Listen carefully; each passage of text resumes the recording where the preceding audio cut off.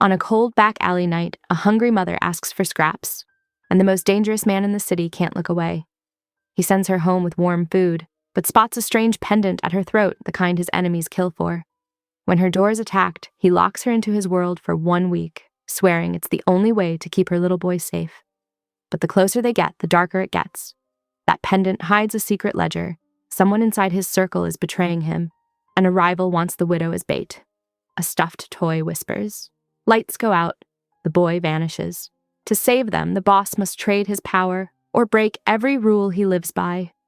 If love is the weakness that gets people killed, will he choose the widow anyway? When the docks fill with fog and guns, who walks away with the child, the truth, and the future neither of them thought they deserved? Through the foggy window of his black Mercedes, Roman couldn't tear his gaze from the warm glow of Mara's third-floor apartment. The pendant she wore, a delicate silver piece with an intricate pattern, had sent ice through his veins. He knew that design. It was no mere costume jewelry. His fingers drummed against the leather steering wheel as he watched shadows move across her curtains. The boy, Theo, he'd heard her call him, passed by again, his small form distinct against the light. Roman's jaw clenched at the lockpick marks he'd noticed on her door. Amateur work, but concerning nonetheless. The dark sedan that had been lurking earlier had peeled away the moment Roman's men arrived to take up positions around the block. He'd made one call, and within minutes, his most trusted soldiers melted into the shadows of doorways and alleys. They would ensure no one else approached the building tonight. Inside her apartment, unaware of the eyes watching over her, Mara moved with quiet efficiency. She portioned the still warm pasta onto 2 plates, adding extra meatballs to Theo's serving. The rich tomato sauce made her mouth water. It had been too long since they'd had a proper meal. "Mama, this is really good," Theo said between careful bites, his legs swinging under the kitchen chair. He'd already changed into his Pokemon pajamas, ready for their nightly routine. "It is, isn't it?" Mara smiled, tucking a strand of hair behind her ear. "We'll wash these containers really well and take them back tomorrow to say thank you." Roman observed the building's other occupants as they came and went. A young couple stumbling home from a late movie, an elderly man walking his terrier, a teenager with headphones delivering food. His trained eye cataloged each face, each movement, searching for anything out of place. The pendant troubled him. It was an old family piece, one he hadn't seen in years. The fact that this widow, who clearly struggled to feed her son, possessed it meant something was very wrong. The lockpick mark suggested someone was already moving against her, whether she knew it or not. In her kitchen, Mara wiped sauce from Theo's chin. "Bath. Then 1 chapter of your book, okay?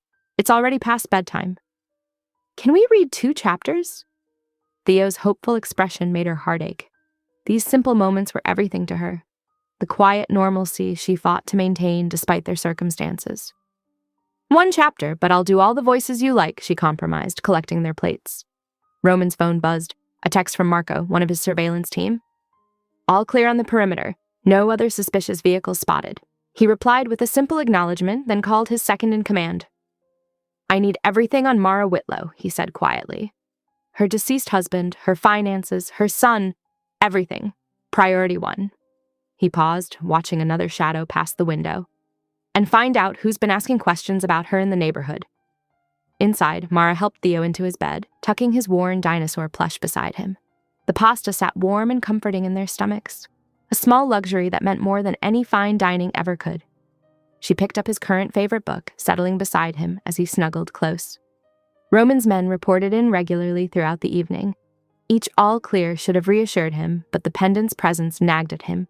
It was an heirloom passed down through generations of his family, last seen in the possession of someone who died violently 5 years ago. Its appearance around Mara's neck couldn't be coincidence. He watched her silhouette move from what must be Theo's room to the living room.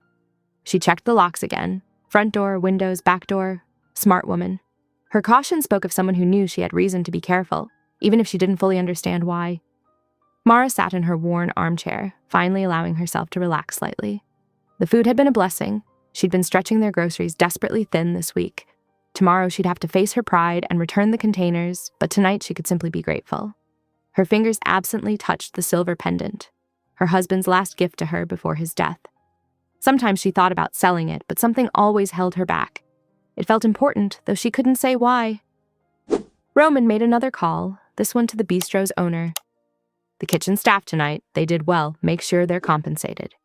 He didn't need to explain. His reputation for both generosity and discretion was well established. And if she comes back, we'll take care of her, boss. No questions asked. Good. Roman ended the call, his eyes never leaving Mara's window. The night deepened. Lights in neighboring apartments winked out one by one. Finally, Mara's window went dark too. Roman could picture her checking on Theo one last time, making sure he was tucked in safely before seeking her own rest. His men would maintain their watch until dawn. Roman himself would stay another hour, ensuring that, night's quiet held. Tomorrow he would begin unraveling the mystery of Mara Whitlow, the widow who unknowingly wore his family's legacy around her neck. Tomorrow he would discover who was trying to get to her, and why. But for now he guarded her sleep, a dark sentinel in a quiet car, while his men moved like shadows through the night, keeping their vigil over a woman who had no idea she'd caught the attention of one of the city's most dangerous men. Dawn painted the city in shades of gray and pink as Mara hurried Theo down their building's front steps. Her son's backpack bounced against his jacket, lunch packed with last night's pasta leftovers, carefully tucked inside. Don't forget show and tell today, she reminded him, checking her watch. The morning bus would be crowded, but they'd make it work. A sleek black car pulled up to the curb, its engine purring quietly. Mara tensed, remembering yesterday's lurking sedan, but then she spotted the man from the bistro approaching on foot, his expensive wool coat dark against the morning light. Mrs. Whitlow, Roman said, his voice carrying just enough warmth to ease her initial wariness. I was hoping to catch you. That sedan from last night concerns me. Mara's hand instinctively went to Theo's shoulder. You noticed that car too? I did. Roman's eyes flickered to her pendant before meeting her gaze. Please, let my driver take you to Theo's school. It would ease my mind. She hesitated, weighing stranger danger against her gut feeling about this man. Theo yawned widely, swaying slightly against her side. It's quite cold this morning, Roman added softly, already shrugging off his coat. He draped it over Theo's shoulders with surprising gentleness. The gesture, more than his words, decided her. Inside the car's warm interior, Theo quickly dozed off, Roman's coat engulfing him like a luxury blanket. Mara sat straight-backed, watching the city slide past tinted windows. Roman's attention kept returning to her pendant. In the strengthening daylight, he could make out the intricate pattern etched around its rim, a specific style he'd seen before, one linked to Carvelli's operation. The craftsmanship was unmistakable, raising questions about how her late husband had acquired it. He's a good sleeper, Roman observed, nodding toward Theo. Most kids his age would be buzzing with energy. He was up late reading, Mara said, her tone protective. He loves his books. They reached the school with time to spare. Roman waited while Mara walked Theo to the entrance, his coat now properly back on Theo's shoulders. The boy gave his mother a sleepy hug before disappearing inside. There's a cafe around the corner, Roman said when she returned. Would you join me for coffee? The morning sun caught her pendant again as she considered. I should head to work. Please, there's something you need to know. The cafe was quiet, most of the morning rush already gone. Their coffee arrived quickly, steam rising between them like a barrier. Someone tested your lock last night, Roman said without preamble. Professional job, barely visible marks, but I recognized the technique. Color drained from Mara's face. How do you know this? I have experience with security. He kept his voice steady, reassuring. I noticed it when you entered your building yesterday. Her hands tightened around her cup. Why are you telling me this? Because you and Theo deserve to be safe. He reached into his jacket, withdrew his wallet. Let me help. No. Her voice was firm despite her obvious fear. No money. Then take my number. He slid a business card across the table. For emergencies only if you prefer. But please take it. She studied the card. Simple black text, just a name and number before slipping it into her purse. Across town, Lorcan Hale worked efficiently at Mara's door, his trained fingers finding what others would miss. The hair-thin filament of tape over the latch confirmed his suspicions. Someone had planned to return. He photographed the evidence before removing it, then upgraded her locks with quiet precision. In his downtown office, Roman spread photographs across his desk, close-ups of the pendant's design compared to known Carvelli pieces. The matching patterns were undeniable. He buzzed his secretary. Get me everything on Mark Whitlow's last known associates. Two of his most trusted men took up positions near Mara's building, settling in for a long watch. They looked like any other workers in the neighborhood, but their eyes missed nothing. Evening found Mara in her kitchen, stirring soup while Theo did homework at their small table. A black SUV cruised past their window. Once, twice. Her hand shook slightly as she reached for her phone. She pulled up a new message, entered Roman's number from his card. Her thumb hovered over the keys. What would she even say? Saw a suspicious car? I'm scared but don't know why. Delete. She wouldn't panic over a coincidence. Later, after Theo was asleep, Mara stood before her bedroom mirror. The pendant caught the lamplight as she lifted it from her neck, studying the delicate etching she'd admired so many times before. Mark had given it to her on their last anniversary, proud but secretive about where he'd found such a unique piece. She'd taken it to a jeweler once, after his death, curious about its value. The man's eyes had widened slightly before he'd quickly said he couldn't properly appraise such unusual work. Now watching it spin slowly on its chain, she wondered what else about it had made the jeweler uncomfortable. But she clasped it back around her neck. She'd sell everything else they owned before parting with Mark's final gift. Outside, Roman's men maintained their vigil, reporting every passing car, every shadow that moved wrong. Inside her apartment, Mara checked the locks one final time, unaware of the protection already in place, unaware that her husband's last gift had drawn the attention of powers she'd never imagined existed in her quiet corner of the city. The pendant rested cool against her skin as she finally lay down to sleep. Its secrets, like the night, remained dark and close, waiting to be understood. The morning sun hadn't yet burned through the fog when Roman's car pulled up to Mara's building. She was already outside, wrapping her cardigan tight against the chill as she locked up. A moment of your time? Roman stepped out, his presence somehow making the narrow sidewalk feel smaller. Mara checked her watch. Theo's at a friend's house for morning study group. I have 20 minutes. I'll be brief. He gestured to his car, but she shook her head, preferring to stand. Yesterday's security check revealed more concerns. I have a safe apartment available. No. The word came sharp and quick. With round-the-clock protection until we identify that sedan. A gilded cage is still a cage, Mr. Vallone. She lifted her chin. I appreciate the warning about my locks, but I won't uproot Theo's life over a maybe. Roman's jaw tightened. At least let my team do a thorough sweep of your apartment, while Theo's at school. Mara studied him, noting the tension in his shoulders that belied his calm tone. Just a sweep. Just a sweep. 2 hours later, Mara watched Roman's security expert move methodically through her small apartment. The tech, Davies, wore neat gray coveralls and carried equipment that looked more military than civilian. Nothing in the walls, Davies reported, checking another device. Windows are clean. No listening devices in the... He paused, frowning at something near Mara's throat. What is it? Your pendant, ma'am, may I? Mara hesitated, then unclasped the chain. Davies accepted it carefully, examining the rim under a small magnifier. Sir, he called to Roman, you'll want to see this. Roman crossed the room in 3 steps. Show me. These markings aren't decorative, Davies pointed with the thin probe. It's a pressure latch, high-end work, probably opens a microvault inside. They use these for data storage, the kind that needs to stay hidden. The pendant dangled between them, suddenly heavy with implications. Mark gave me this, Mara whispered. Our last anniversary. He made me promise to keep it safe, to never try opening it. When exactly did he die? Roman's voice was carefully neutral. A year ago. Hit-and-run driver. They never... Her voice caught. They never found who did it. Roman's expression shifted minutely. He pulled out his phone, scrolled through something. Your husband worked in finance? Junior accountant at Meridian Trust. Why?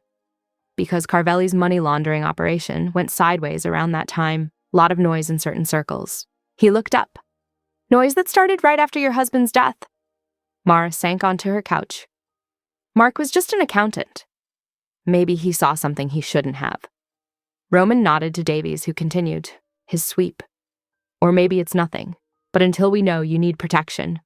I told you, not a safe house, but I'm stationing my best man on this block. Lorcan Hale, former military, specializes in counter-surveillance, and we're installing temporary cameras.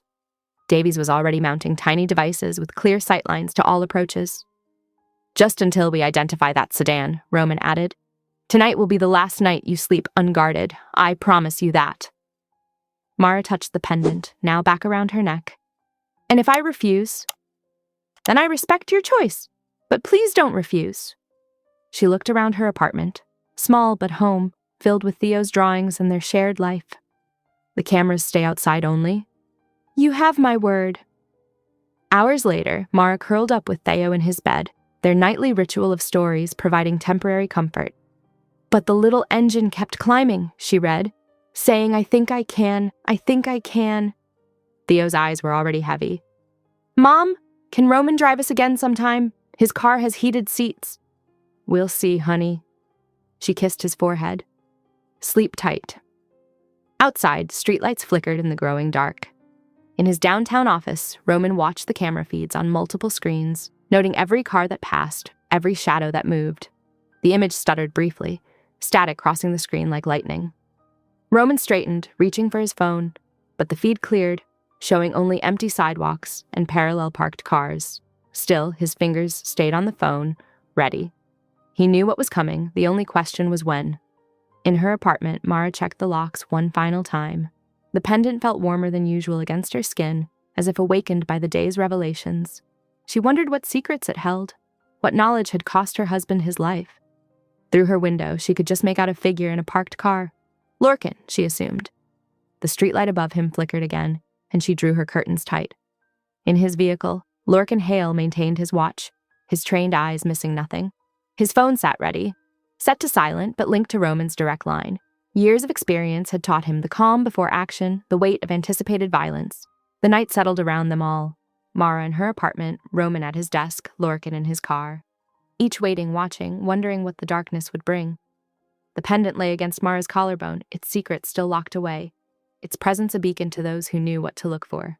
Whatever data it contained had been worth killing for once already. In the quiet of his room, Theo slept peacefully, unaware of the forces gathering around his small family. His mother's love and Roman's protection stood between him and those approaching shadows, though none yet knew how desperately that protection would soon be needed. The clock had just struck midnight when the security feed showed two shadows slipping into the stairwell. Roman's fingers tightened on his phone, eyes locked on the screen. The figures moved with practiced efficiency, their movements precise and purposeful. Moving now, Lorcan's voice came through, low and controlled. Third floor approach. Roman was already in motion, his car cutting through empty streets.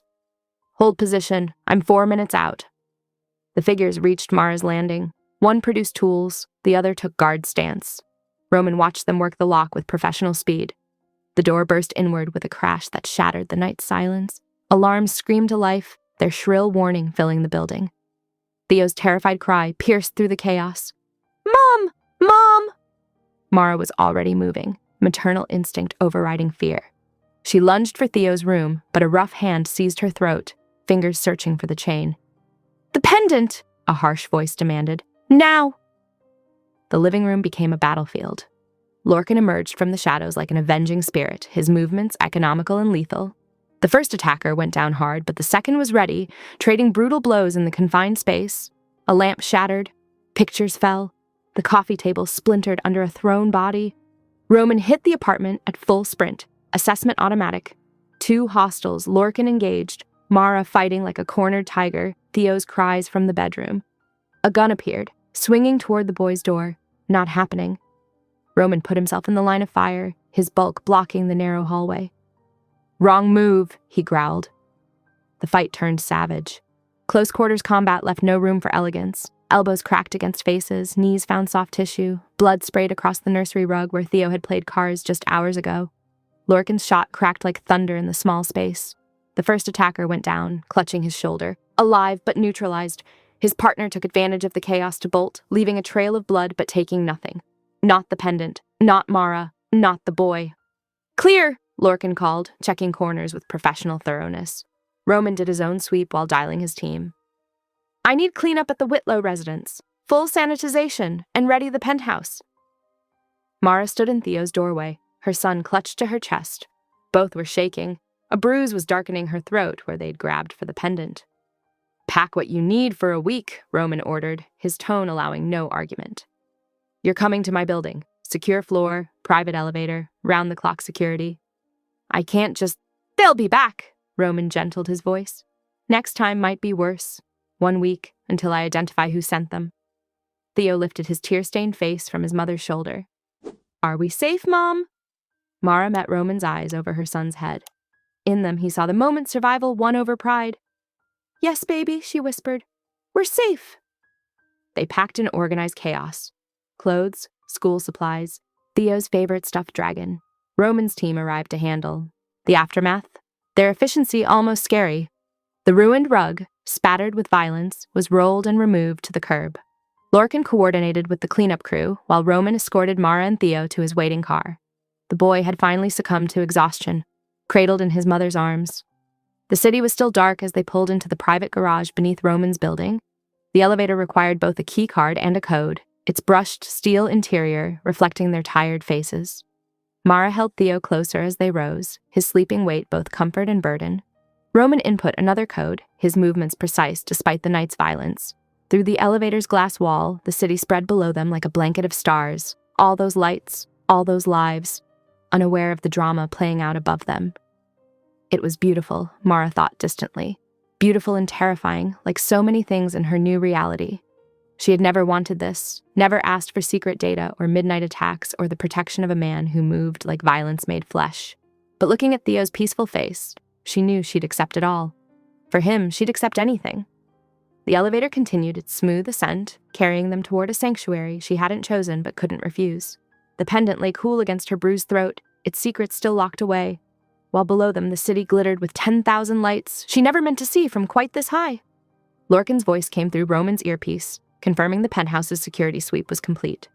Roman watched Mara from the corner of his eye, noting how she swayed with fatigue but never loosened her grip on Theo. Her strength moved something in his chest, something he thought he'd buried years ago. The elevator climbed past the public floors, past the executive levels, into the rarefied air where power lived. With each floor, they moved further from the normal world Mara had known, closer to Roman's domain of luxury and calculated risks. Theo stirred slightly, mumbling in his sleep. Mara whispered soft comfort, her voice carrying the edge of exhaustion. Roman fought the urge to take the boy's weight himself, knowing she needed the contact right now. The city continued to spread beneath them, a tapestry of light and shadow that seemed to promise either salvation or damnation, depending on how you looked at it. The elevator's quiet hum filled the space between heartbeats as they rose toward whatever tomorrow would bring. The morning sun streamed through the floor-to-ceiling windows of Roman's penthouse, casting long shadows across the pristine kitchen. Mara curled her fingers around a steaming mug of coffee, its rich aroma a stark contrast to the instant stuff she usually drank. Ground rules, she said firmly, though her voice carried the lingering exhaustion from last night. I keep my phone. Theo needs his routine, school, activities, normalcy. Roman leaned against the marble counter, his own coffee, untouched. Agreed. But with escorts, my men will handle drop-offs and pickups. And I need honesty. Mara met his gaze steadily. Full disclosure about threats, no filtering to protect me. Fair enough, Roman set his mug down. Then you should know the pendant your husband left you. It's connected to a series of data thefts from Carvelli's organization. The timing matches. Mara's hand instinctively went to her throat. Show me the security measures first. Roman led them through the penthouse. Every window was bulletproof, every door reinforced. The panic room looked like something from a spy movie. Steel walls, independent ventilation, enough supplies for a week. Voice authorization only for this floor, Roman explained, demonstrating the system. Not even my closest people get up here without my explicit approval. Theo emerged from his temporary room, sleep-rumpled and quiet. I'm hungry. Roman's demeanor shifted subtly. How about eggs? I make decent scrambled. In the kitchen, Theo perched on a bar stool, watching Roman crack eggs with professional precision. The domesticity of the scene felt surreal against the backdrop of last night's violence. Do you have kids, Mr. Roman? Theo asked between bites. Roman paused in his cooking. No, I don't. A wife? No. Roman's smile was gentle. It's mostly just me. That's sad, Theo declared with childish directness. Mom says everybody needs somebody. Mara's cheeks flushed. Theo, honey. Your mom's pretty smart, Roman said quietly, serving another perfect portion of eggs. After breakfast, Mara took advantage of the luxurious shower, letting hot water wash away the lingering tension. Roman retreated to his office, multiple screens coming alive with data. The pattern was impossible to ignore. 3 other pendants, nearly identical to Mara's, had surfaced in connection with Carvelli's organization. Each appearance coincided with massive data breaches. 2 of the carriers had disappeared. The third turned up dead. Roman's jaw clenched. Mara's husband hadn't just given her jewelry, he'd made her a target. The day passed in a blur of phone calls and security briefings. Roman's team swept the building again. Mara helped Theo with homework, trying to maintain some semblance of normality. As evening approached, Roman's tailor arrived with several garment bags. "Neutral pieces," Roman explained, "and a proper coat for Theo." Mara started to protest, but the sight of Theo wrapping himself in the soft wool stopped her. "Thank you," she said instead, "for the warmth." After dinner, they gravitated to the living room. An old black and white film played on mute, the silence more comfortable than conversation. City lights painted patterns across the dark windows, creating their own private galaxy. Theo dozed on the couch between them, his new coat serving as a blanket. Roman found his attention drawn repeatedly to Mara, the way she absently stroked Theo's hair, the subtle tension in her shoulders, the pendant that had brought such chaos into her life. She caught him looking and held his gaze. In that moment, she was both his most pressing problem and possibly his only solution. The woman who could unravel everything, or perhaps the key to solving it all. "The eggs were good," she said softly, breaking the silence. "I worked in kitchens before." Roman gestured vaguely at his current life. "Before you became whatever you are now." "Something like that." He shifted slightly. "The skills transfer, oddly enough. Precision, timing, knowing when to turn up the heat." A ghost of a smile touched Mara's lips. "And when to let things simmer." "Exactly." Theo stirred slightly, mumbling in his sleep. Mara adjusted the coat around his shoulders, her movements automatic and tender. "He's resilient," Roman observed. "He has to be." Mara's voice carried a hint of steel. "But he shouldn't have to be." The city continued its light show, beyond the windows. Somewhere out there, people were looking for them, looking for the pendant, looking for whatever secrets Mara's husband had hidden in plain sight around her neck. Roman watched a helicopter's searchlight sweep across distant buildings. His world was one of calculated risks and necessary violence, of power carefully maintained through force and fear. Yet here in his sanctuary, watching Mara guard her son's sleep, those familiar paradigms felt somehow insufficient. "The tailor can bring more clothes tomorrow," he offered. "Whatever you need." "We're not charity cases, Roman." "No," he agreed. "You're not. You're my responsibility now." Mara's eyes flashed. "I didn't ask for that." "Neither did I." Roman's voice remained gentle. "But here we are." The movie's silent drama continued to play across the screen, forgotten by both of them. Outside, the city's lights seemed to pulse with the rhythm of their unspoken questions. Who wanted the pendant badly enough to kill? What secrets did it hold? And how long could they maintain this delicate balance of protector and protected, of distance and growing familiarity? Theo shifted again, his head coming to rest against Roman's arm. Neither adult moved to disturb him. The moment stretched, comfortable despite its strangeness, a tableau of temporary peace in the midst of gathering storms. Mara's fingers traced the pendant's edge absently, a habit Roman had already noticed she fell into when thinking deeply. The gesture drew his attention every time, though whether to the jewelry's secrets or to the elegant line of her throat, he wasn't quite ready to examine. Morning light filtered through the bulletproof windows as Mara packed Theo's lunch, trying to maintain their normal routine despite their extraordinary circumstances. Lorcan waited by the elevator, his scarred face softening slightly as Theo showed him a drawing of what looked like a superhero. "Remember the rules?" Lorcan asked, his voice gentle but firm. "Stay close. Tell you if I see anything weird, and don't talk to strangers," Theo recited, proud of remembering. Mara knelt to straighten Theo's collar. "Be good today, baby. Mr. Lorcan will pick you up after school." After they left, the penthouse felt too quiet, too vast. Mara wandered into the kitchen, unpacking the few belongings they'd brought. At the bottom of her bag lay her husband's old cookbook, its spine cracked and pages dog-eared. She'd kept it mainly for Theo, who sometimes liked to look at the food pictures and remember his dad. Settling at the marble counter, she flipped through the familiar pages. Her husband's cramped handwriting filled the margins. Numbers, random letters, what looked like ingredient substitutions, but never quite made sense. She'd always assumed it was his scattered way of recipe planning. Running her fingers over the pendant's rim, she noticed something. The tiny etched numbers. They weren't random. Turning back to a heavily annotated page about pasta sauce, She found matching numbers penciled in the margin. Her heart began to race. Page numbers. They were page numbers. Roman's arrival startled her from her revelation. He looked tired but alert, his suit jacket draped over one arm. Any progress? I think. Mara pushed the cookbook toward him. Look at these numbers. They match the pendant's etching. Roman studied both, his expression sharpening. The latch mechanism, we should try it now. They bent over the pendant together, Mara's fingers trembling slightly as she aligned the numbered segments. A soft click, barely audible, and a thin composite wafer slid out from a hidden compartment. Clever, Roman murmured. But it's incomplete. See these gaps in the code string? We need more. The cookbook, Mafia, Mara said. All his notes.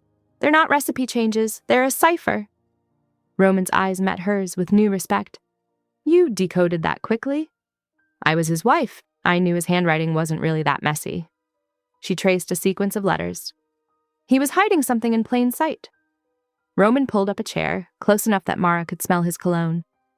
I should tell you what we're looking for. He hesitated, choosing his words carefully. Carvelli's organization has been running a sophisticated scheme. Humanitarian aid, meant for crisis zones, redirected through shell companies, millions vanishing while people starve. And my husband knew about this? He was an accountant for one of their legitimate fronts. I think he found proof, encoded it, split it up for safety. Roman's jaw tightened. We've been building a case for months, but we need concrete evidence. Mara absorbed this, thinking of her quiet husband with his messy cookbook and his secret burden. Why are you telling me this now? Because you deserve the truth. And... Roman looked away, his profile harsh in the morning light. Because the last time I tried to protect someone I cared about, I made mistakes. I let people see she mattered. They used that against me. The raw edge in his voice made Mara's chest ache. What happened? What always happens when criminals spot weakness. They eliminated it. His hands clenched briefly. I won't make that mistake again. They sat in heavy silence until Mara spoke softly. Is that why you live up here? Alone in your fortress? It's safer. Safer isn't always better. Roman's eyes flickered to hers, something vulnerable passing across his face before his usual control returned. They worked through more of the cookbook's cipher until afternoon light slanted across the counter. The elevator chimed, and Theo burst in with Lorcan following more sedately. Mom, I helped today. Did you? Mara gathered him close, breathing in his school day smell of crayons and playground dust. I showed Mr. Lorcan all the new cars on our block. He said that's really good spotting. Roman and Lorcan exchanged a loaded look over Theo's head. New vehicles could mean surveillance. Even in his excitement, Theo had provided valuable intelligence. That's my smart boy, Mara kissed his forehead. Homework time now, okay? As Theo settled at the dining table with his books, Mara gathered the cookbook and pendant. Tonight, after Theo was asleep, she would decode more of her husband's hidden messages. The weight of secrets pressed against her chest, her husband's, Roman's, her own growing feelings about this dangerous man who cooked eggs for her son and built walls around his heart. Lorcan took up his post by the elevator, and Roman retreated to his office for calls. Mara helped Theo with his math problems, all while her mind worked through the cipher's patterns. Her husband had trusted her to keep this safe. Now she needed to trust herself to see it through. The afternoon sun painted the penthouse in amber light. Below, the city continued its endless rhythm, unaware of the small family drama playing out above, a boy doing homework, a widow unraveling codes, a dangerous man learning to let people close again, and a scarred protector watching over them all. The doorbell chimed just after 7. A black-clad delivery man held an arrangement of dark lilies, their petals like ink against white tissue paper. The card nestled among the blooms made Mara's stomach clench. Widows should learn to be grateful. Roman's face hardened as he read over her shoulder. Without a word, he took the card to his kitchen and held it over a burner. Blue flame licked the edges, curling paper to ash while Mara watched. This is how power speaks, he said quietly. Never direct threats, always intimate ones. They want you unsettled, questioning every shadow. Mara touched a lily petal. And how does power answer? Let me show you? Within 30 minutes, they were stepping out of his car at the Obsidian, a members-only club housed in an Art Deco building. Roman's hand rested at the small of her back, warm through her borrowed dress. Simple black, but cut to make her feel both elegant and armed. The doorman bowed slightly. 2 security men materialized to flank them. Inside, staff moved with military precision, gathering intel as naturally as they poured drinks. Mara noticed how everyone tracked Roman's presence while pretending not to watch. "Your empire?" she asked. "One piece of it." Roman guided her past private booths where serious conversations happened behind sound-dampening barriers. Every whisper here becomes actionable intelligence. Every favor creates obligation. This is how influence flows. The dance floor drew them in, lights low and music threading through the crowd like smoke. Roman's hand settled on her waist, and Mara found herself moving with him, their bodies finding a natural rhythm. "You're teaching me about power," she said, "but this feels like something else." "Maybe it's both." His thumb traced small circles on her back. "Power can be gentle when it chooses." They turned slowly, and Mara became acutely aware of how perfectly they fit together, how his breath stirred her hair, how his heartbeat echoed through her palms where they rested on his chest. The music swelled, and Roman drew her closer, their faces aligned. His lips ghosted near hers, a question hanging in the heated air between them. Mara's pulse hammered in her throat. She pulled back, breathless. "We agreed on boundaries." "We did." Roman's voice was rough. His eyes said those boundaries were already burning to ash, like the threatening card in his kitchen. The drive home was charged with unspoken tension. Past midnight, the elevator opened to Roman's penthouse, where they found Theo curled on the sofa. A stuffed fox sat beside him, price tag still attached. "The concierge sent it up," Roman's night guard explained. "Said it was left at the desk for the boy." Mara lifted the toy carefully. It looked harmless.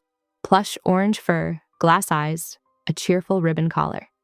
She placed it on Theo's blanket, but uncertainty gnawed at her. Roman was already texting Lorcan.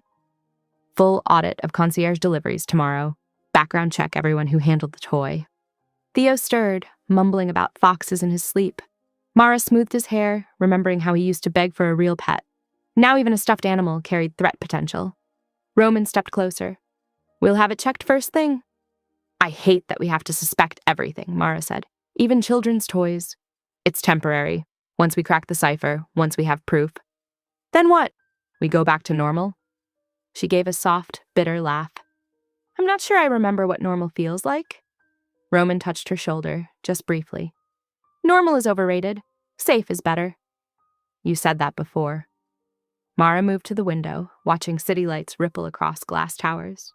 The reflection showed Roman watching her, his posture protective even from across the room. "But sometimes I wonder if we're confusing safety with walls." "Walls serve a purpose." "So does trust." She pressed her palm to the cool glass. "You trusted me with the truth about Carvelli, about your past." "That was calculated risk." "Was it?" She turned to face him. "Or was it the first brick coming down?" Roman's expression shifted, something raw breaking through his careful control. Before he could answer, Theo whimpered in his sleep. Mara went to him automatically, gathering him close, as she had since he was tiny. "Let's get him to bed," Roman said softly. Together they managed the transfer. Theo to his room, fox toy set aside for morning inspection, blankets tucked just so. In the doorway they paused, shoulders touching as they watched the boy sleep. "You're good with him," Mara whispered. "He makes it easy. He's—" Roman hesitated. "He reminds me that not everything needs armor." The moment stretched between them, delicate as spider silk. Mara felt the weight of the pendant against her throat, the cookbook's secrets waiting in the study, the memory of almost kissing on the dance floor.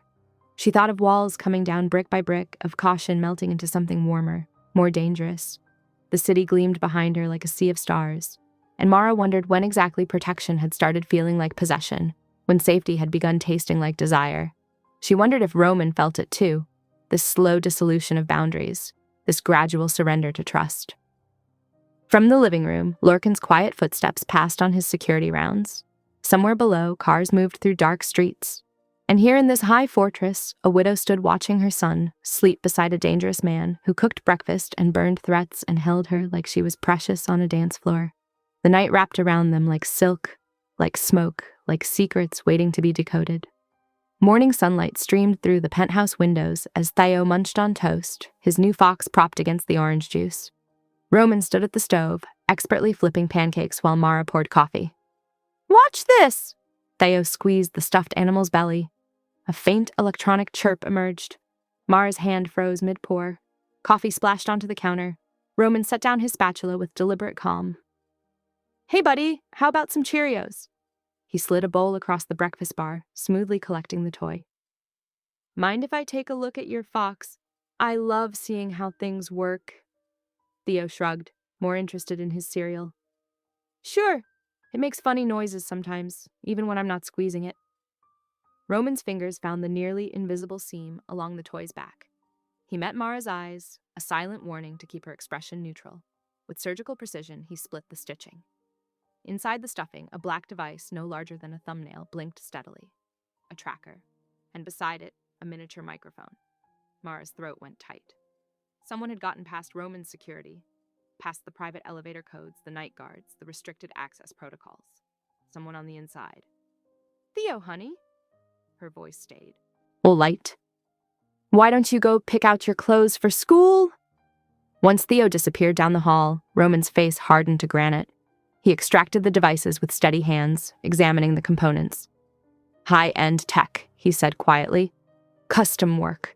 This isn't street level." "Your people," Mara kept her voice low. "The ones you trust." "I want to say no." Roman's jaw clenched. "But we follow facts, not feelings, not even loyalty." He made 3 calls in rapid succession. Within 20 minutes, a tech team arrived to sweep the penthouse. They found nothing else, but tracing the tracker's signal revealed a disturbing pattern. It pinged to a private courier network controlled by Silvio Moretti, Roman's senior lieutenant. 15 years, Roman said, staring at the data. "He's been with me 15 years. Mara touched his arm. "People change. Money changes them faster."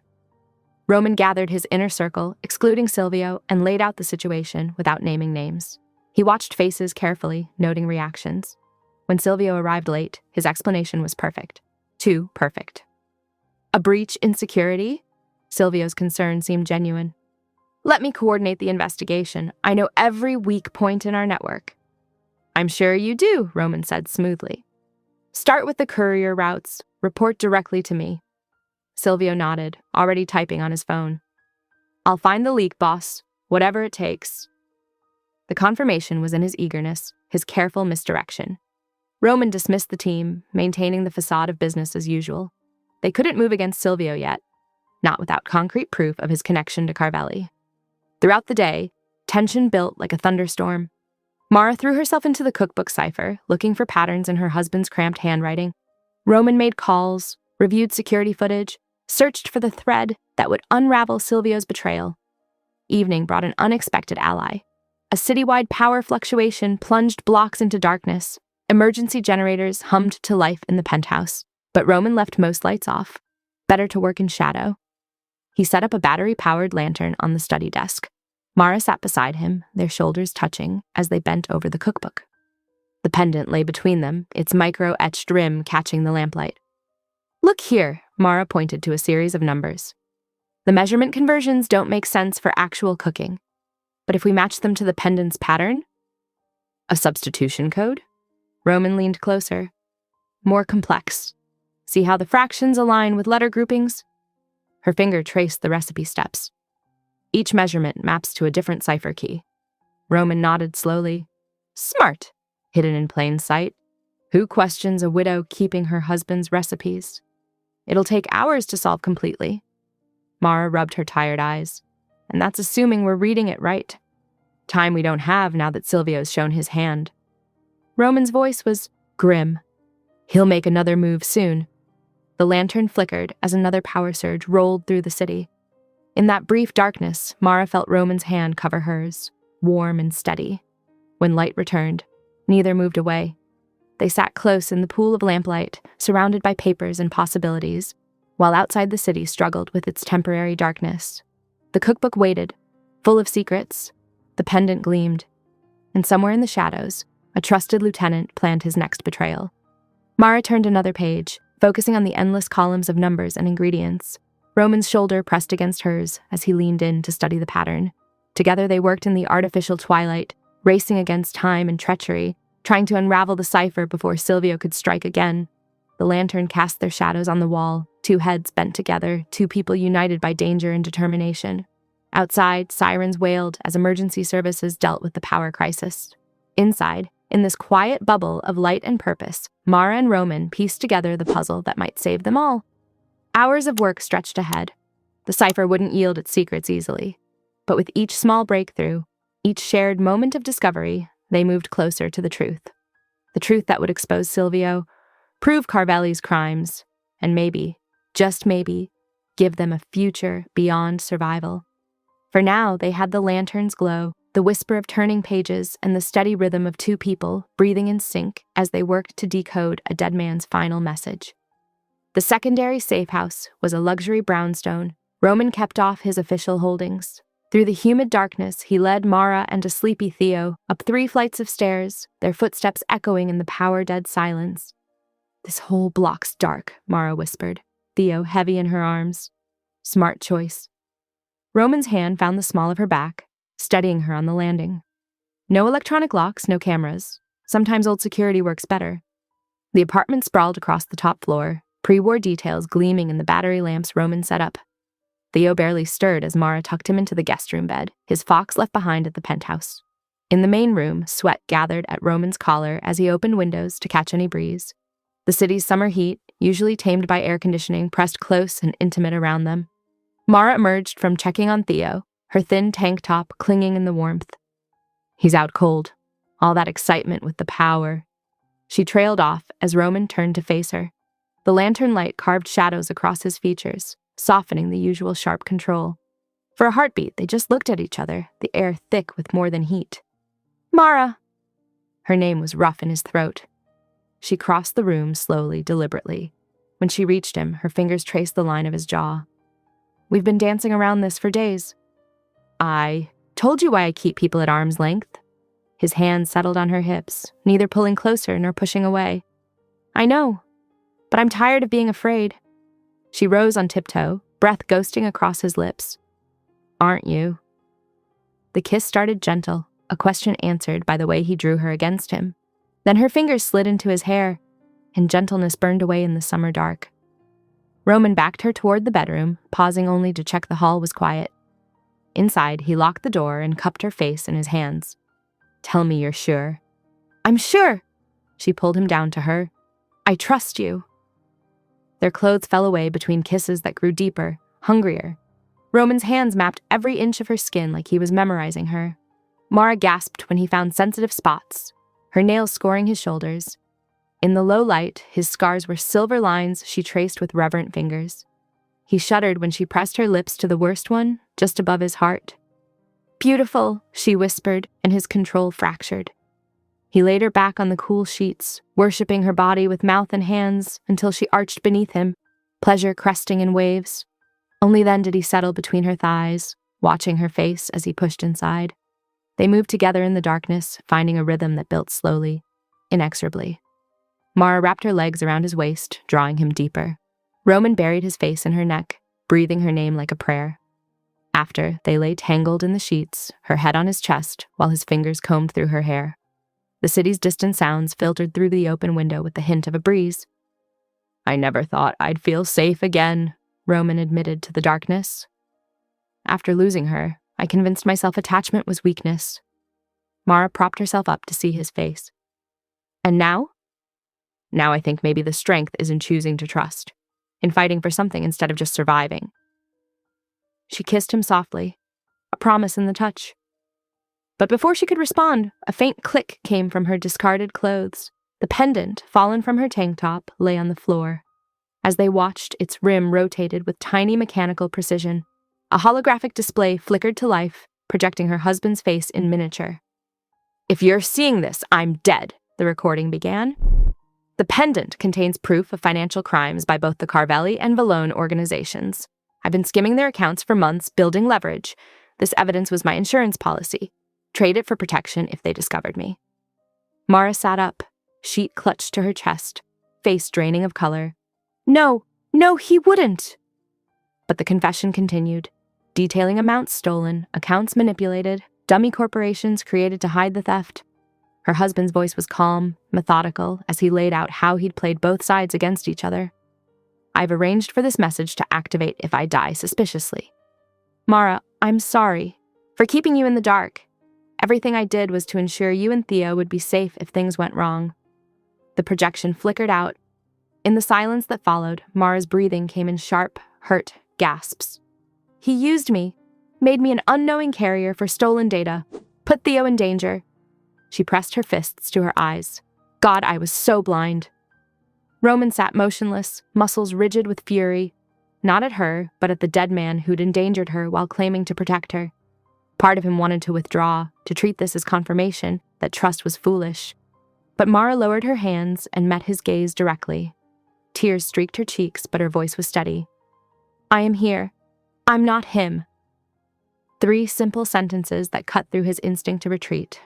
Roman studied her face, the openness, the strength, the unwavering honesty that had drawn him from the start. He nodded once, decision made. "I know." Reaching out, he pulled her back into his arms. She came willingly, fitting herself against him like she belonged there. Together they breathed through the aftermath of revelation until Mara's phone buzzed with a text. It was Lorcan.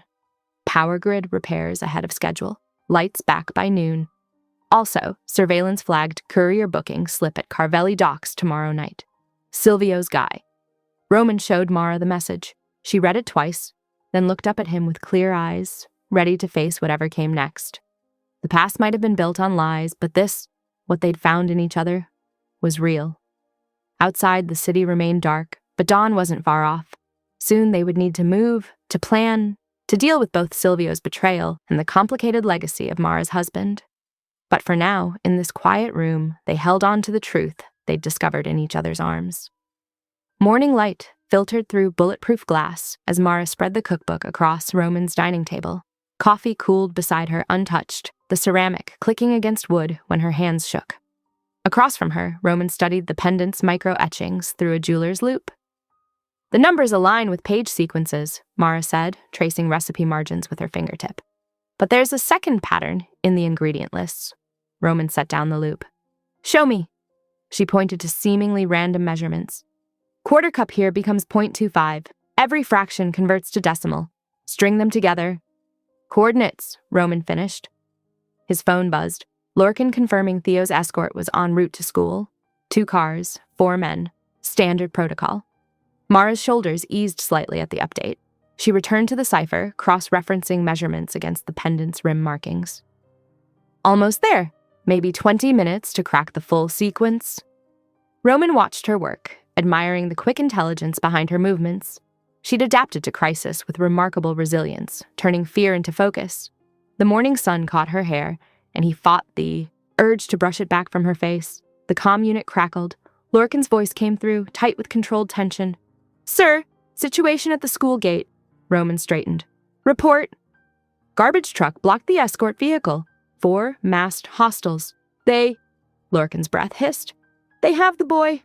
Mara's head snapped up, face draining of color. "What?" "There was a struggle at the gate," Lorcan continued. "They got your pendant, ma'am. Ripped it right off." Roman was already moving, pulling up security feeds on his tablet. Casualties. 2 of ours wounded, non-critical. Driver's conscious, tracked the vehicle 6 blocks before losing visual. Mara gripped the table edge, knuckles white. "Where is my son?" A video link pinged Roman's phone. The footage showed a warehouse interior, harsh fluorescence washing out colors. Theo sat small and still in a metal chair, flanked by Carvelli's men. His school backpack lay kicked aside, dinosaur keychain glinting. A voice off-camera spoke. "Midnight, the docks. Bring the real backups. The ones only you can access, Velone. No police, no familia. Just you, or the boy pays for your pride." The video cut out. Roman's jaw clenched as he speed-dialed his tactical team. "Don't," Mara said. Her voice shook, but her eyes were sharp. "Don't you dare treat this like a chess game. I have snipers positioning now. I'll make the exchange, create an opening for extraction." "While what?" "I sit here waiting to see if your gamble with my son's life pays off." She shoved back from the table. "You're a coward, Roman." He went still. "Excuse me?" "You heard me. A coward. You'll risk yourself, risk Theo, all to maintain control. But you won't trust me to help save my own child." Her laugh was bitter. "God forbid you let anyone pass those walls of yours." "Mara!" But she was already moving, stalking from the room with fierce purpose, In the hallway, she nearly collided with Lorcan. They locked eyes. Without a word, he pressed something into her palm, a burner phone, basic model. "If you're going to break rules," he said quietly, "break them right." She nodded once, tucking the phone away. In her mind, a detail from the cookbook cipher clicked. A warehouse address hidden in the margins of her husband's favorite recipes. A charity storage facility where he'd mentioned volunteering. One last breadcrumb, one last chance to understand what he'd hidden. The taxi arrived within minutes of her call. As they merged into afternoon traffic, Mara touched the empty space at her throat where the pendant had hung. She'd worn her husband's secrets for over a year, blind to their weight. Now Thea was paying the price for that ignorance. But she wasn't blind anymore, and she wasn't helpless. The taxi wound through industrial blocks, past loading docks and chain-link fences. The warehouse district sprawled gray and utilitarian under the autumn sky. According to the cipher, the charity facility should be just ahead. A legitimate operation used to mask something darker. Mara checked the burner phone. No messages yet. Roman would be furious when he discovered she'd gone, but she couldn't wait in that penthouse cage while others decided Theo's fate. Sometimes protection meant taking action, even if it meant breaking every rule in place. The taxi slowed near a faded building with peeling blue paint. A worn sign announced, "Community Outreach Storage." Loading bays gaped empty along one wall. "Here's fine," Mara said, passing cash through the partition. She stepped out into the wind, studying the warehouse's blank face. Somewhere in this concrete maze, her husband had hidden something worth killing for. She straightened her shoulders and walked toward the entrance. No more waiting, no more being protected. Time to uncover the last secret and save her son. Inside, dust motes danced in weak light filtering through grimy windows. Rows of shelving stretched into shadow, boxes stacked with donated goods. Everything looked legitimate at first glance, but her husband's notes had pointed here for a reason, and she intended to find out why. The warehouse air hung cold and stale, heavy with the musty scent of forgotten donations. Mara's footsteps echoed between metal shelving units that stretched into shadows. Dim light filtered through dirt-streaked windows, casting long fingers across concrete floors. She moved methodically, scanning box labels, her mind replaying the cookbook's hidden patterns. Third aisle, near loading bay 2, winter donations. There. A stack of cardboard boxes, marked with a small triangle in the corner, identical to the symbol sketched in flour stains on her husband's recipe for bread pudding. Her fingers trembled as she lifted the lid. Wool coats in various sizes filled the box, each with a white charity tag attached. She rifled through them until she found one with a slight weight difference, a men's pea coat with extra bulk in the right cuff. The seam opened easily, under gentle pressure. Inside, wrapped in protective fabric, lay a slim metal drive no bigger than her thumb. Mara closed her eyes briefly, relief warring with anger at her husband's lies. She pulled out the burner phone Lorcan had given her. One ring, then Roman's voice, tight with controlled worry. "Location." "I found it. The real backup." She described the warehouse, the hidden drive. "But I have conditions." "Mara." "I will be there when we get Theo back, in the room, not watching from some safe distance." "Absolutely not. The risk is mine to take." Steel entered her voice. "He is my son. I won't sit safely away while others decide his fate." 20 seconds of silence stretched between them. She could almost see Roman's jaw working as he weighed options. Finally, "You'll carry defensive gear, stay within my sightline at all times, no heroics." "Agreed. Don't move, I'm sending a car." Within 15 minutes, she was back in Roman's command center. The drive's contents confirmed her husband's betrayal. Detailed records of money flowing between Carvelli's shell companies and humanitarian organizations, with proof of skimming from both sides. Roman's team worked efficiently, creating identical drives for multiple drops while he and Mara rehearsed their approach. The dock layout spread across screens, entry points, sight lines, potential choke points. Here and here, Roman indicated escape routes. Lorcan's team will maintain coverage. If something goes wrong, "It won't," Mara studied the map. "Walk me through timing again." They drilled scenarios until movements felt automatic. Roman's voice stayed steady, but his hand brushed her shoulder more than strictly necessary, seeking contact, offering anchor points against fear. Between preparations, she watched him manage his organization. He reassigned key personnel with subtle precision, each move designed to isolate Silvio without alerting him. The lieutenant received a specialized task for the exchange, one that would force him to show his true allegiance. "Your position will be compromised," Mara said quietly. Roman's smile held no humor. Some costs are worth paying. As afternoon faded to evening, fog rolled in from the water. It cloaked the city in gray silence, perfect cover for the wrong kinds of secrets, perfect cover for taking them back. At 11:45, they pulled away from the penthouse in an unmarked car. Mara wore dark clothes chosen for movement, her hair pulled severely back. The weight of a compact taser sat against her ribs. A thin-bladed safety cutter nestled in her boot. They parked in shadows near the meeting point. Fog purled against windows, muffling the weak glow of security lights. The water's slow pulse against dock pylons counted down minutes. 11:50. Roman turned in his seat, something raw behind his usual control. He handed her a second taser, smaller than the first. "You are the one line I will never cross." His voice was rough. "Remember that? Whatever happens in there." Mara met his gaze. In the dim light, she could see the cost of his careful walls, the scars left by his last loss. She didn't promise to be careful. They both knew better. Instead, she took the weapon and tucked her fear behind focus, the way she'd seen him do countless times. The fog pressed closer, turning the world liquid and strange. Somewhere in that gray maze, her son waited. Somewhere in that maze, answers would come due. She checked her weapons one final time as Roman's watch ticked toward midnight. She thought of Theo's small face in the video, trying so hard to be brave. Thought of Roman's hands, gentle on breakfast eggs, on tactical maps on her skin. Thought of her husband's last gift. Not the pendant, but the truth hidden in recipe margins. All paths leading here to this fog-wrapped moment of reckoning. The dashboard clock clicked to 11:55, 5 minutes until the exchange. Mara drew a steady breath, feeling the weight of weapons and choices. This was not the life she'd imagined, but it was the one she'd fight for. Whatever came next, she would meet it clear-eyed and ready. Roman touched her wrist lightly. Time to move. They exited the car in sync, fog swallowing their footsteps. The docks loomed ahead, a maze of containers and shadows, perfect for ambush or escape, perfect for ending old debts and beginning new promises. The fog rolled thick across the docks as midnight struck. Roman stepped into the harsh circle of floodlights, his hands raised, empty palms gleaming. Behind stacked containers and shadowed corners, Lorcan's team moved like ghosts, taking positions. The metallic click of a gun cocking cut through the mist. Carvelli emerged, one meaty hand gripping Theo's shoulder. The boy's face was tear-streaked but composed. He remembered his training from the safe room. Stay calm. Watch everything. The drive, Carvelli's voice grated. Now. Roman's face remained impassive. Show me he's unharmed first. Carvelli yanked Theo forward. The zip tie bit into the boy's wrists, but he didn't cry out.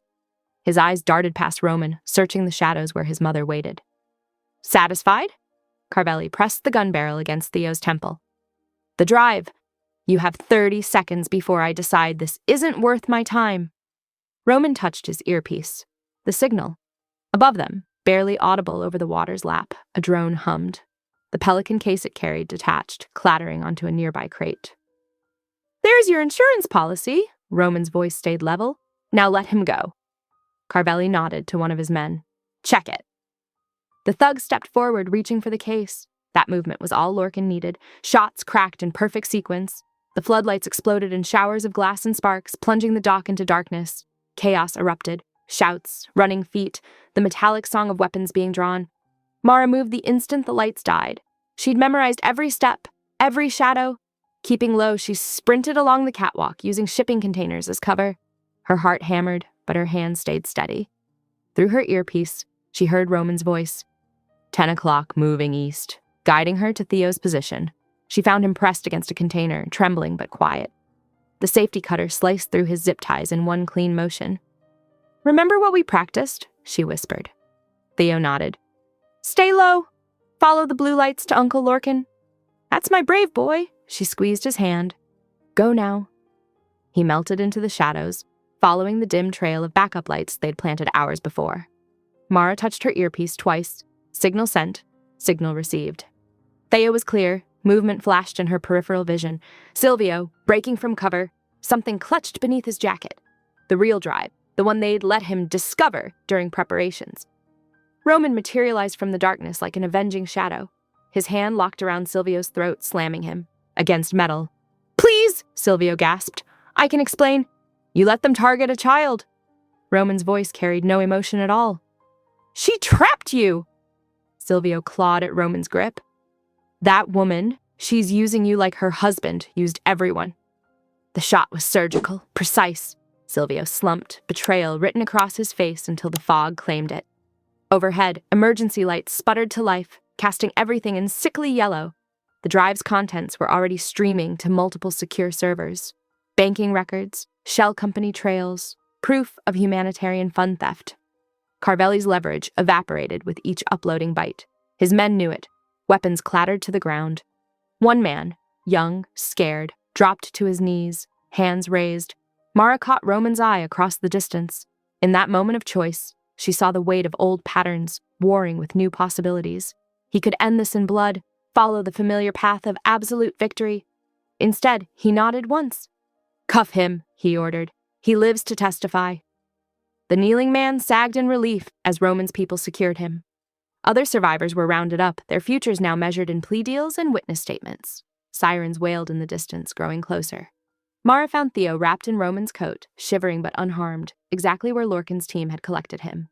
She pulled both boy and coat into her arms, feeling Roman's solid presence at her back as they moved toward the gangway.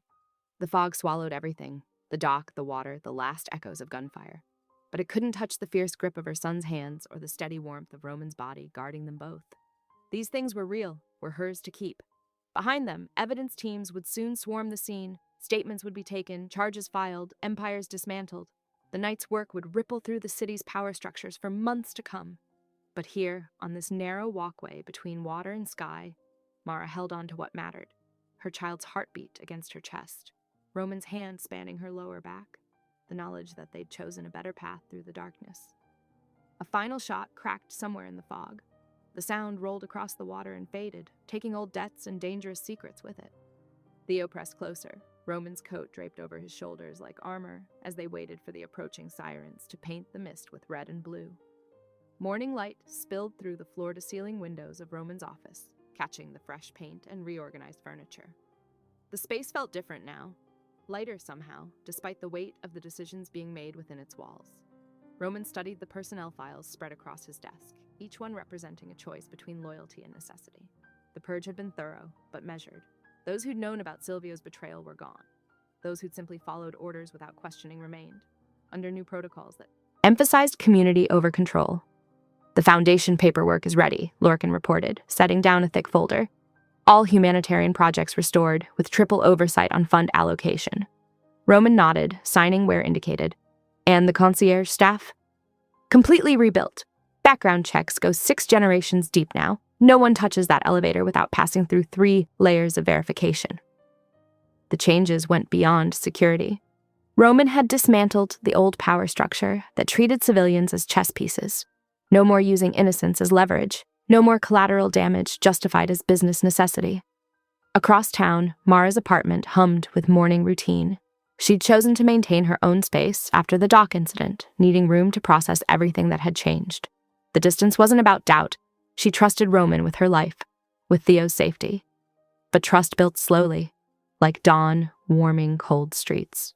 She still brought Theo for Sunday lunches at the penthouse, the 3 of them cooking together in the kitchen where they'd first shared eggs and awkward questions. And she never missed a security briefing that concerned their safety, her sharp mind catching details others overlooked. Roman's driver picked up Theo for school now, but without the heavy escort that had marked those frightening days. Just careful eyes and quiet protection, letting the boy feel normal while keeping him safe. The bistro purchase had been Roman's way of honoring where it all began.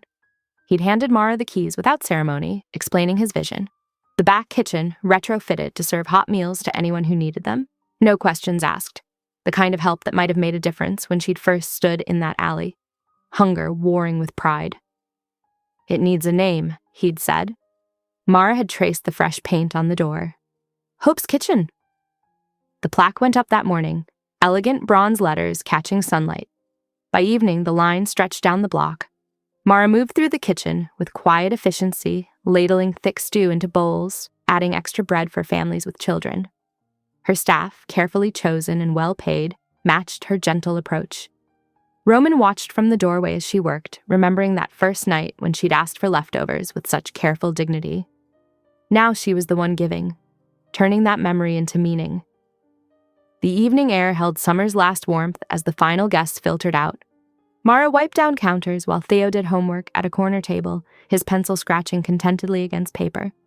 Roman's footsteps were nearly silent on the tile floor. Mara turned, catching the intensity in his eyes before he dropped to one knee. "I'm not asking forgiveness," he said softly. "The past is what it is. I'm asking for forever."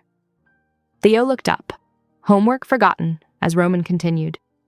"I promise you'll never wonder what's happening in the shadows. Every decision that touches you or Theo, you'll have a voice in it. Equal partners." He drew a small box from his pocket. "I promise a life where you never have to calculate meals or worry about keeping him warm. Where fear and hunger are memories, not companions." The ring was elegant but understated, a single stone that caught light without flashiness. Perfect for a woman who valued substance over show. "Yes," Mara whispered, then louder. "Yes." Theo bounced in his chair, gap-toothed grin wide. "Does this mean I get to call you Dad?" Roman's laugh held wonder as he slipped the ring onto Mara's finger. "That's entirely up to you, kid." They moved through closing duties together. Theo gathering his books, Mara checking the coolers, Roman testing the security system, family rhythm finding its groove. Near the register, a small glass case held the pendant that had started everything. Empty now of its dangerous secrets, it caught the last rays of sunset streaming through the windows. The etched rim that had once hidden codes now simply caught light, transforming old shadows into something beautiful. Mara locked the front door, testing the handle twice. Old habits died slowly. But when she turned back, the sight that greeted her wasn't about survival anymore. It was Theo, demonstrating his math problems to Roman, who listened with complete attention. It was the warm kitchen air still holding traces of good food freely given. It was the simple weight of the ring on her finger, promising not just safety but partnership.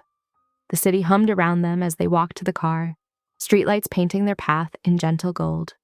Tomorrow would bring new challenges, integrating their lives, balancing power with tenderness, building something lasting from chaos. But tonight was for savoring simple things. Theo's hand in hers, Roman's arm around her waist, and the knowledge that love, not fear, would guide their choices from here on.